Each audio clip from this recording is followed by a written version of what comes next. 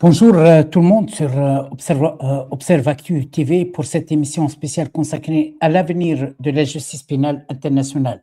Depuis plusieurs mois, la Cour pénale internationale traverse l'une des périodes les plus difficiles de son histoire, entre pression politique, sanctions visant certains responsables de l'institution, certains juges, campagne de dénigrement, refus d'exécuter certains mandats d'arrêt et accusations récurrentes de sélectivité.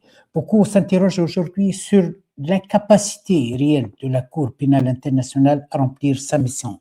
La justice internationale est-elle en train de perdre son indépendance? La Cour pénale internationale est-elle victime d'ingérence politique ou révèle-t-elle simplement les limites d'un système fondé sur le rapport de force entre États? Pour analyser ces questions fondamentales, nous recevons ce soir le juriste et spécialiste de droit international, Dr Malik Boumediene. Dr Malik Boumediene, merci d'avoir accepté notre invitation. Merci pour l'invitation également. Merci beaucoup. Dr Boumediene, la Cour pénale internationale traverse actuellement une crise sans précédent. Comment analysez-vous les attaques politiques et diplomatiques dirigées contre la Cour, ses magistrats et ses enquêteurs? Oui, alors c'est vrai que aujourd'hui on assiste à des attaques sans précédent contre la CPI et notamment contre le procureur Karim Khan. Et finalement, qu'est-ce qu'on lui reproche? On lui reproche d'avoir fait son travail, en fait. Parce qu'il ne fait que son travail lorsqu'il lance des mandats d'arrêt contre le Premier ministre israélien ou encore le ministre des Finances. Il fait son travail dans l'indépendance. Les États-Unis, on voit bien que les États-Unis, dans cette affaire, n'ont pas été véritablement contents de cette situation et ont imposé des sanctions économiques en direction du procureur. Il faut savoir qu'on a gelé ses avoirs aux États-Unis, on lui a interdit toute transaction financière, on a interdit à toute personne, toute société de faire des transactions financières avec lui sous peine de sanctions. On lui a interdit l'entrée sur le territoire américain. Bon, ça pose un véritable problème. Il ne peut plus voyager. Interdiction à toutes les entités américaines de collaborer, c'est-à-dire qu'il ne peut plus utiliser de cartes de crédit américaines, puisque toutes les cartes de crédit sont américaines. De toute façon, Visa, Mastercard, c'est américain. Et puis ces sanctions ont été étendues par les Américains à tous les magistrats de la CPI, mais également en direction des procureurs adjoints. Donc, on voit bien que la CPI actuellement est dans une fait l'objet d'attaques directes et la seule chose qu'on peut lui reprocher, c'est qu'elle fait son travail. Et faire son travail, on constate que ça peut déranger certains États, notamment lorsqu'on est un État puissant avec des intérêts importants qui doivent être défendus.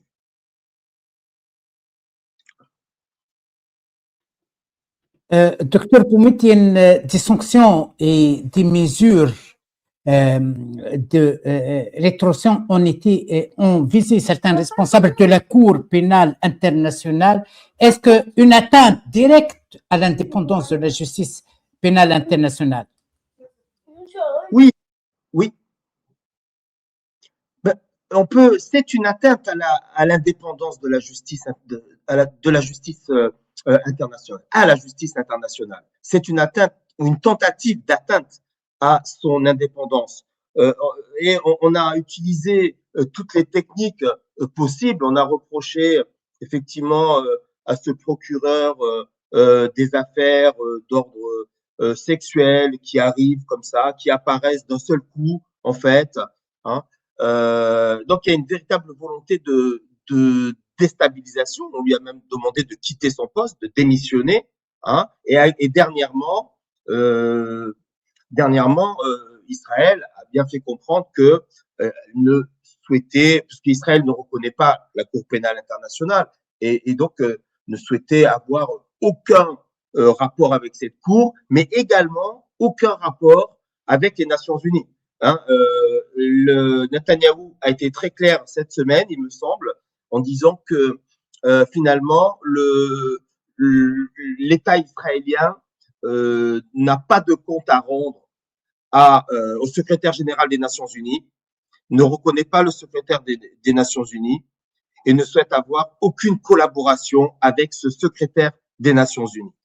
Donc, on voit bien qu'il y a une logique, une tentative de remise en cause des structures internationales, dont fait partie la Cour pénale internationale, à partir du moment, tout simplement, où ces structures ne répondent plus aux intérêts des puissants. Parce que c'est ça le problème. La véritable question qui se pose, c'est que ces structures supraétatiques, que ce soit les Nations Unies ou la Cour pénale internationale, ne posaient pas forcément de véritables problèmes tant qu'il y avait un véritable contrôle de la part des grandes puissances sur ces structures. Mais à partir du moment où ces structures, eh bien, pour des raisons de démocratie internationale, pour défendre certaines valeurs, ces structures décident de poser leur regard sur les intérêts de certaines grandes puissances, eh bien, on voit apparaître d'un seul coup l'idée que ces structures doivent être réformées, ces structures ne remplissent pas leur mission, ces structures ne défendent pas l'intérêt général, ces structures sont dominées par certaines personnes qui pourraient être antisémites, par exemple. Donc, on voit apparaître un tas d'arguments qui, finalement, par le passé, n'avaient jamais été mis sur la table, en fait. C'est quand même, c'est surprenant. Peut-on encore parler d'une justice indépendante lorsque les grandes puissances sont capables d'exercer des pressions politiques ou économiques sur les institutions judiciaires internationales? Oui, bon, moi je pense qu'il n'y a pas,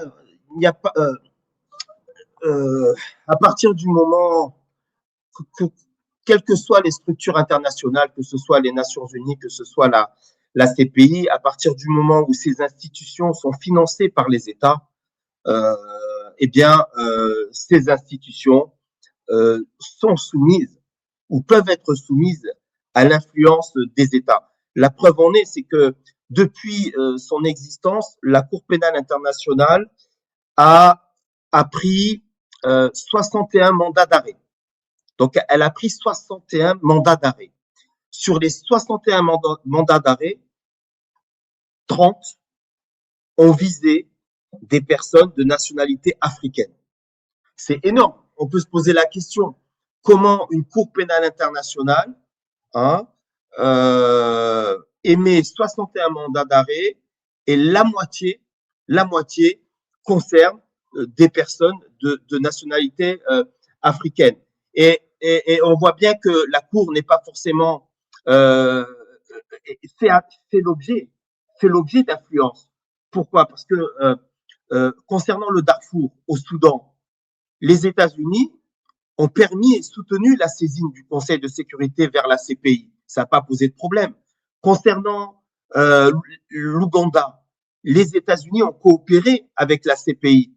Ça n'a pas posé de problème. Lorsqu'il fallait arrêter Joseph Kony, cela n'a pas posé de problème parce que ça répondait aux intérêts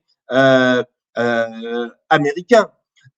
Également, les États-Unis, il faut savoir, on le dit pas, on le dit très rarement, mais les États-Unis ont offert des récompenses pour aider à transférer des suspects à la CPI. Par exemple, en 2013, les États-Unis ont étendu leur programme de récompense pour offrir des primes financières pour toute information menant à l'arrestation de suspects recherchés par la CPI. Donc, on voit bien que les États, et notamment les Américains, lorsqu'il s'agit d'arrêter certains responsables politiques, coopère avec la CPI, il n'y a aucun problème. Il ne se pose pas de questions. Et par contre, lorsqu'il s'agit, lorsque cette CPI s'en prend à certains politiques tels que, par exemple, le Premier ministre israélien, et bien d'un seul coup, les menaces arrivent, les tentatives d'influence arrivent, et il y a des sanctions qui sont posées directement. Alors c'est vrai que on parle de la CPI, évidemment, on parle des Nations Unies, mais il faut pas oublier, parce que là également, on en parle aussi rarement, il faut parler quand même de la rapporteure spéciale sur les territoires palestiniens, quand même. Hein euh, Francesca Alvarez. Francesca Alvarez qui fait son travail, et a enquêté pendant de nombreux mois sur la question, sur la situation des Palestiniens, et où elle arrive avec plusieurs rapports mettant en avant et disant qu'il y a un génocide qui se déroule actuellement en Palestine. Elle aussi, elle subit des sanctions américaines. Elle subit des sanctions américaines très importantes, et où elle disait dans un interview qu'elle ne pouvait, donc elle n'avait plus de moyens financiers de par son travail, et qu'elle ne pouvait même pas payer les médicaments pour sa fille.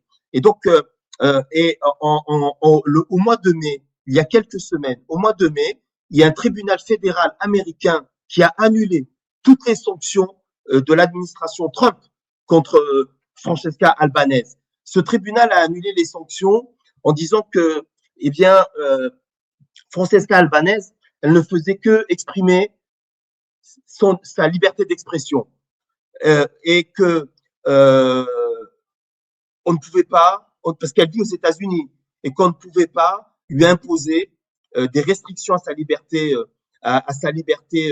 d'expression, à sa liberté d'opinion, et qu'elle avait tout à fait le droit de critiquer l'État israélien et de faire des recommandations à la CPI. Et qu'est-ce qu'on reproche à Francesca Albanese? On lui reproche, finalement, elle n'a rien fait d'autre que parler. Voilà, on lui reproche de parler. En fait, et ça pose un problème, encore une fois, à certaines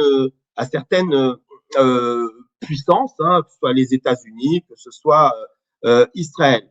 Alors que il faut savoir que au niveau juridique, l'influence d'un État en direction de la CPI est illégale, est totalement illégale. Pourquoi? Tout d'abord, illégale sur la base du statut de Rome, indépendance de la Cour, indépendance de la CPI. Le droit international coutumier pose un principe très important, c'est l'immunité des juridictions internationales. On ne peut pas sanctionner des magistrats d'une juridiction internationale. La Charte des Nations Unies oblige les États à coopérer avec la CPI. On a un autre principe dans le statut de Rome, qui est le principe de non-ingérence. Aucun État ne doit porter atteinte à l'indépendance de l'administration de la justice. Ces articles sont très clairs. Et l'article 5, paragraphe 2 de la Charte des Nations Unies est également très clair. Les États doivent s'abstenir de recourir à la menace ou à l'emploi de la force contre toute organisation internationale. Et en ce moment, ce que font les États-Unis, ce que fait l'État d'Israël, c'est ne pas respecter le droit international et ne pas respecter la Charte des Nations Unies. Voilà. Docteur Boumediene, la Cour pénale internationale ne dispose ni de police ni de forces d'exécution propres. Ces décisions dépendent de la coopération des États. Cette faiblesse institutionnelle constitue-t-elle aujourd'hui, d'après vous, son principal talon d'Achille? Oui, alors c'est vrai que la CPI, l'un des points faibles de la CPI, c'est de ne pas posséder sa propre police. C'est-à-dire que la CPI doit compter l'action, l'efficacité de la CPI passe par la collaboration avec les États. Et à partir du moment où un État refuse d'exécuter les décisions de la CPI ou les jugements de la CPI, eh bien finalement cette CPI a des sanctions très limitées. Et on l'a vu, par exemple, le Premier ministre israélien, il y a quelques mois, il a pu survoler la Grèce, il a pu survoler avec son avion l'Italie, il a pu survoler la France, alors que normalement, ces États auraient dû faire décoller un avion militaire immédiatement pour l'intercepter et le forcer à atterrir. On imagine que si Poutine, dans son avion, aurait traversé l'Italie, la Grèce ou la France, on aurait tout de suite vu quelques avions militaires décoller pour intercepter son avion et le forcer à atterrir. Donc, ça n'a pas été le cas pour le Premier ministre israélien.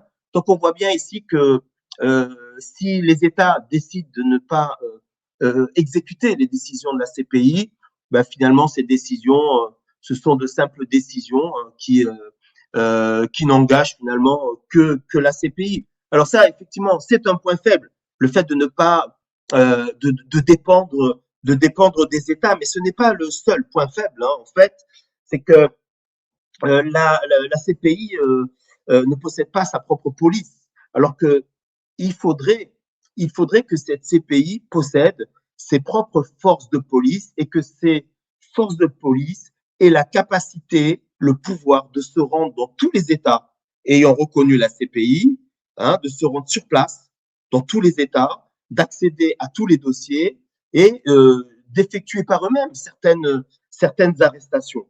Ça irait dans le bon sens. Et il y a une autre aussi. Donc ça, c'est le deuxième talon d'Achille. Et le troisième talon d'Achille de la CPI, c'est son budget. L'argent, c'est le nerf de la guerre. Et actuellement, il faut savoir que le budget de la CPI, c'est à peu près 200 millions d'euros. C'est 200 millions d'euros pour les enquêtes, payer le personnel, bon bref. Mais 200 millions d'euros, c'est très peu. C'est très peu lorsque vous devez enquêter sur des personnes de haute responsabilité qui ont eu des très hautes responsabilités et où les enquêtes ont un certain prix en fait. Le fait de recruter des enquêteurs, le fait de différentes réunions, différents déplacements, et ces enquêtes sont étalées, augmenter le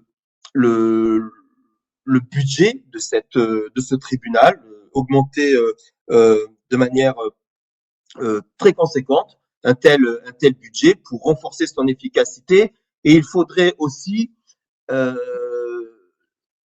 écrire clairement que les magistrats de la CPI bénéficient, parce que cela est déjà écrit dans le droit international, mais il semble que certains États n'arrivent pas à le comprendre en fait. Mais il faut renforcer l'immunité de ces magistrats en interdisant toute sanction financière, en interdisant à toute institution financière de prendre des mesures de rétorsion contre ces magistrats, même si leur propre État demande de prendre de telles mesures. Et normalement, ce qui s'est passé et ce qui se passe toujours avec le procureur général de la CPI, mais également avec Francesca Albanese, normalement, les banques américaines, si elles se conformaient au droit international, ces banques n'auraient pas dû suivre les décisions de l'administration Trump. Mais on voit bien que c'est pas cela la logique en fait. Et la logique ici n'est pas le droit. Ce qu'il faut savoir, c'est que au niveau de la société internationale, évidemment, il y a le droit international, mais ce droit international est faible, reste faible.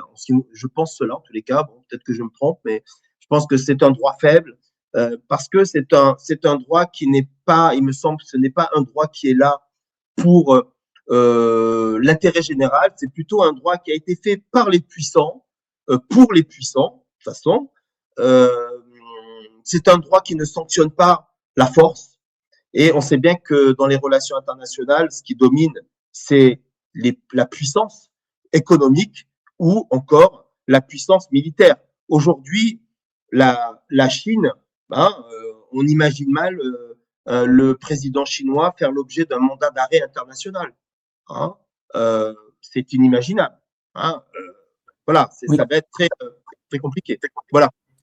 Comment répondre à ceux qui considèrent que la justice pénale internationale souffre encore d'un problème de crédibilité lié à son manque d'impartialité perçue?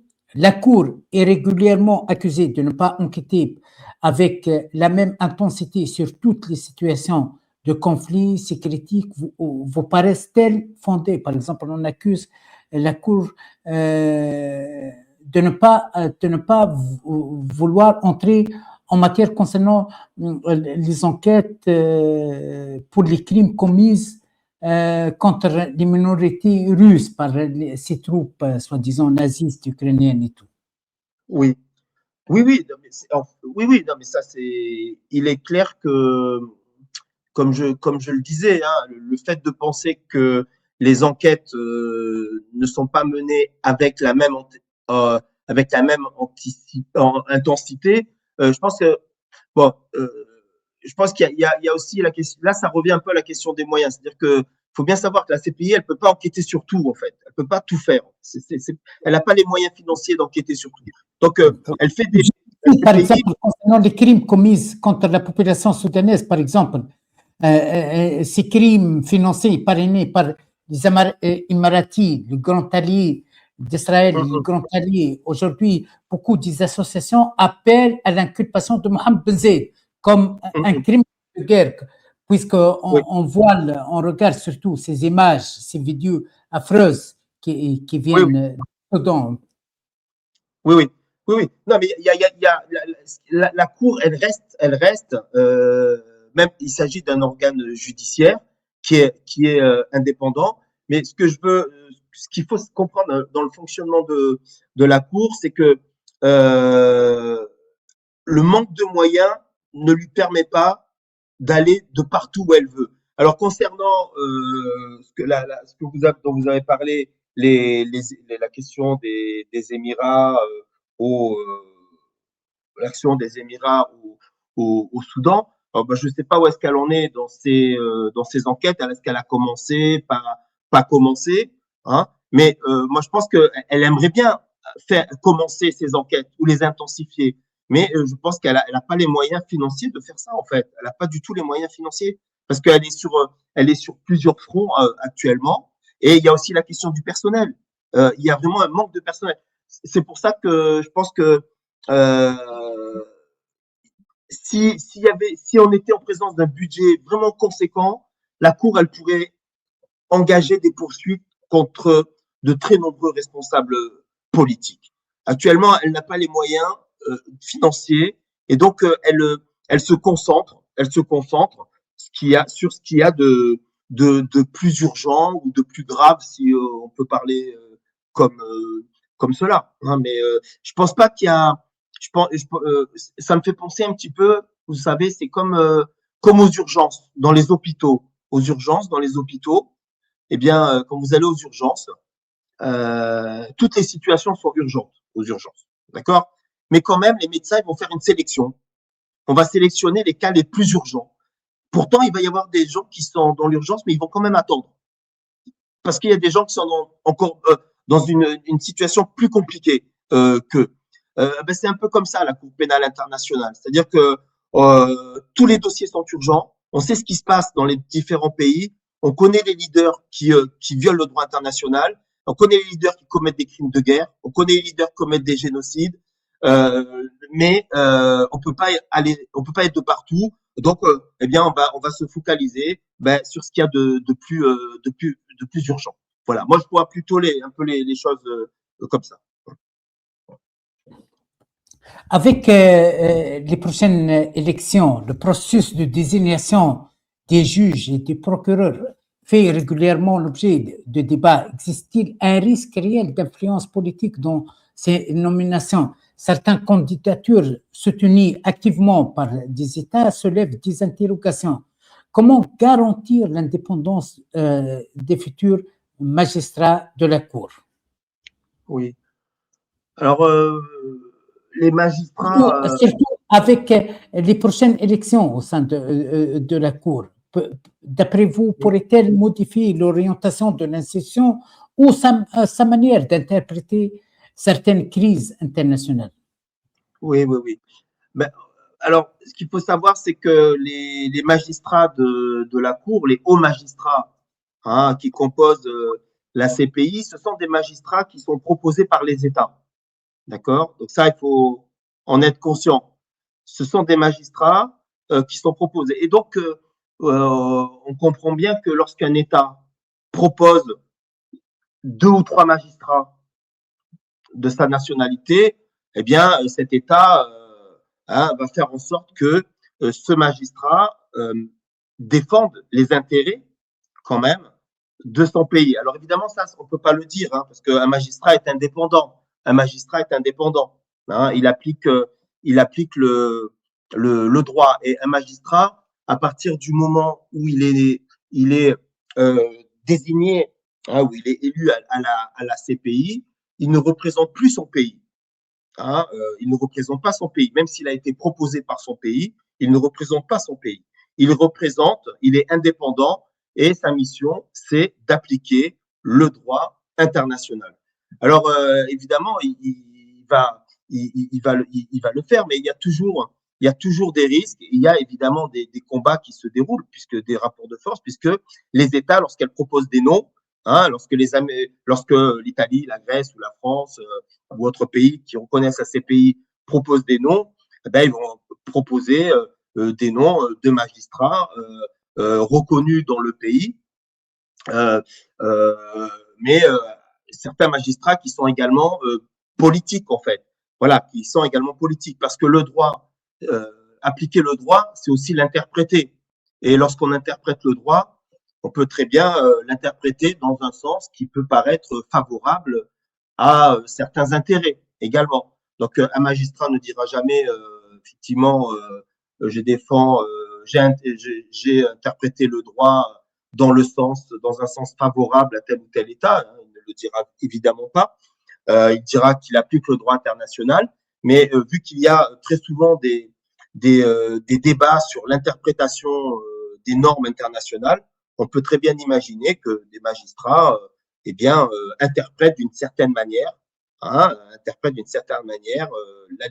la réglementation internationale.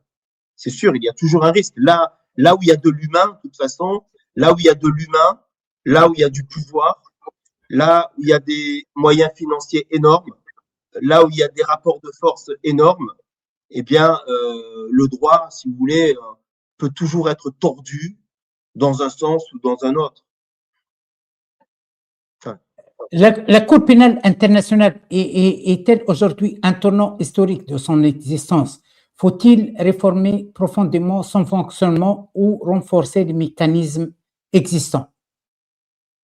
Oui, alors très bonne question, c'est vraiment une très très bonne question. Ça rejoint ce que j'ai pu déjà dire tout à l'heure. C'est aujourd'hui, ce qui est en train de se dérouler avec la CPI, il y a quelque part, ça peut être une bonne chose. Pourquoi ça peut être une bonne chose? Parce que on s'aperçoit que la CPI, même si elle souhaite faire son travail, eh bien, peut être freinée par les États ou par certains États. Je pense que tout le monde en a pris conscience actuellement et tous les jours, on en entend parler. Et donc, il y a une volonté, en tous les cas, les intellectuels, les citoyens, les organisations défendant les droits de l'homme, eux, en tous les cas, le souhaitent, c'est que la CPI, le statut de la CPI doit être renforcé, protégé. Ses moyens doivent être consolider, ce qui est très important. Il faut garantir la protection financière des magistrats, ce qui est très important également. Et ensuite, il faudrait peut-être revoir essayer de casser le lien entre les États et les futurs magistrats de la CPI. Voilà. Donc, je pense que il y a vraiment quelque chose à faire là-dessus, un travail à faire là-dessus. Bon, après, on verra ce que l'avenir fera, mais je pense que tant que aux commandes, ce sont les grandes puissances qui sont aux commandes, tant que ce sont les grandes puissances qui sont aux commandes, tant que ce sont les grandes puissances qui financent par leur budget le fonctionnement de la CPI, eh bien, ces puissances défendront toujours leur intérêt puisque il y a un principe qui est un petit peu immuable, c'est celui qui paye qui décide. Hein. Un État, Trump l'a bien compris. Hein. Trump dit je paye, je décide concernant l'UNESCO. Et à un moment, il s'est retiré de l'UNESCO. Hein, vous voyez. Donc, je pense que ce sont les États, si vous voulez, les États qui sont très majoritaires et qui ne font pas partie de ces grandes puissances. Ces États doivent s'organiser pour eux-mêmes financer fortement la CPI. Il ne faut pas laisser le financement de la CPI aux grandes puissances. Si on laisse le financement de la CPI aux grandes puissances, on perd ou on atténue son indépendance. Docteur Malik Boumediene, merci pour cet éclairage sur les défis majeurs auxquels fait face aujourd'hui la Cour pénale internationale entre pression politique, difficultés d'exécution de ces décisions, accusations de sélectivité et attentes immenses des victimes. L'avenir de la justice pénale internationale demeure une question centrale pour l'ordre moral mondial. Merci à toutes et à tous de nous avoir suivis sur Observactu TV. N'hésitez pas à partager cette émission et à vous abonner pour dépasser les limitations des paramètres de YouTube et à vous abonner pour soutenir notre travail d'information, d'analyse et de décryptage. À très bientôt pour une nouvelle mission. Merci, Dr Boumediene. Merci beaucoup. Merci.